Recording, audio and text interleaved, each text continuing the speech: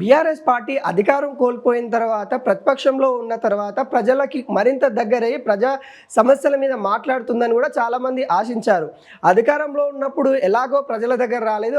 అధికారం కోల్పోయిన తర్వాత అన్న ప్రజల దగ్గరికి వచ్చి ప్రజల సమస్యలు మాట్లాడతారేమో అని కూడా చాలామంది అనుకున్నారు. కానీ ఏదైతే ప్రతిపక్షంలో ఉన్న బీఆర్ఎస్ పార్టీ కూడా తన యొక్క వ్యాఖ్యలు ఏవైతే ఉన్నాయో ఆ వ్యాఖ్యలు అటు కాంగ్రెస్ పార్టీని కావచ్చు, అటు బీజేపీ పార్టీని కావచ్చు, రెండు పార్టీలను టార్గెట్ చేస్తున్న వ్యాఖ్యలు ఏవైతే ఉన్నాయో అవి శృతి మించాయి అన్నట్టుగా తెలంగాణ ప్రజలైతే అంటా ఉన్నారు. ఎందుకంటే మొన్న కరీంనగర్ వేదికగా ఏదైతే బీఆర్ఎస్ పార్టీ వర్కింగ్ ప్రెసిడెంట్ అయిన కేటీఆర్ చేసిన వ్యాఖ్యలు కావచ్చు, అదేవిధంగా ఇటు బాల్కసుమన్ చేసిన వ్యాఖ్యలు కావచ్చు, ఈ వ్యాఖ్యలన్నీ కూడా బీఆర్ఎస్ పార్టీకి ప్లస్ కాకుండా మైనస్ అయ్యే అవకాశాలు అయితే కనబడతా ఉన్నాయి. దీనికన్ని కారణాలు కూడా బీఆర్ఎస్ పార్టీలో అధినేత సైలెంట్గా ఉండడమే అన్నట్టుగా చాలామంది అయితే చెప్తా ఉన్నారు. ఎందుకంటే కేసీఆర్ ఉన్నప్పుడు ఇలాంటి పదజాలాలు వాడాలన్నా కూడా నేతలు ఆలోచించేవాళ్ళు. నేతలు ఏం మాట్లాడినా కానీ కొంత ఉందాదనంగా మాట్లాడేవాళ్ళు. కానీ కేసీఆర్ ఎప్పుడైతే ఫామ్ హౌస్కి పరిమితం అయ్యారో, కేసీఆర్ ఎప్పుడైతే పార్టీ నుండి కొంత దూరంగా ఉన్నారో, తన ఆరోగ్య సమస్యలతో తను ఉన్నప్పటి నుండి కూడా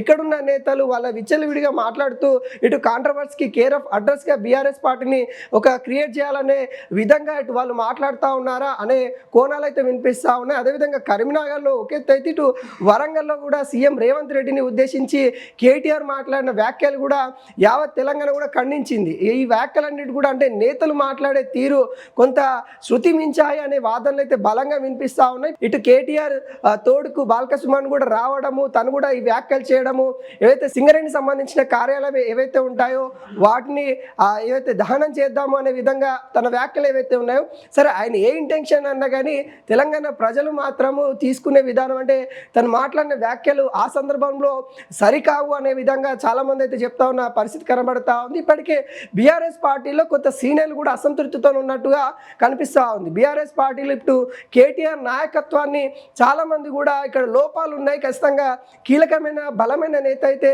ఖచ్చితంగా అవసరము అనే విధంగా ఇటు బీఆర్ఎస్ సీనియర్ నేతలు చెప్తా ఉన్నారు. ఇటు కేటీఆర్ కొంత పట్టించుకోండి, ఇప్పటికైనా పార్టీ మరింత బలహీనంగా అవుతా ఉంది అనే విధంగా చాలామంది కూడా కేసీఆర్కి చెప్తున్న నేపథ్యం అయితే కనిపిస్తూ ఉంది. మరి ఇప్పటికైనా బీఆర్ఎస్ నేతలు వాళ్ళ యొక్క మాట తీరు సరిగ్గా అంటే కొంత ఉందాతనంగా కొంత సరి చేసుకుంటే బాగుంటుంది అనే విధంగా అటు బీఆర్ఎస్ సీనియర్ నేతల క్యాడర్సే అంటా ఉన్నట్టుగా తెలుస్తూ ఉంది. మరి చూడాలి ఇప్పటికైనా మరి అధినేత వీటిపైన స్పందించి మరి కేటీఆర్ కావచ్చు, లేకుంటే బాల్కసుమన్ కావచ్చు, ఎవరైతే ఉన్నారో వాళ్ళందరికీ కూడా మరి సరైన విధంగా మాట్లాడనని చెప్తారా లేదా అని కూడా చూడాల్సిన పరిస్థితి కనబడతా ఉంది. ఇప్పటికే వీటిపైన అయితే బీఆర్ఎస్ పార్టీ అయితే డిఫెండ్ చేసుకుంటా ఉంది. మేము ఆ విధంగా కాదు వేరే కోణంలో అన్నాము, ఫస్ట్ అనడం అంటా ఉన్నారు, తర్వాత ఇది ఇలా కాదు అలా మా పైన కాంగ్రెస్ పార్టీ బురద తల్లుతుందని కూడా కొంత వ్యతిరేకంగా మళ్ళీ డిఫెండ్ చేసుకునే పరిస్థితిలో బీఆర్ఎస్ పడతా ఉంది.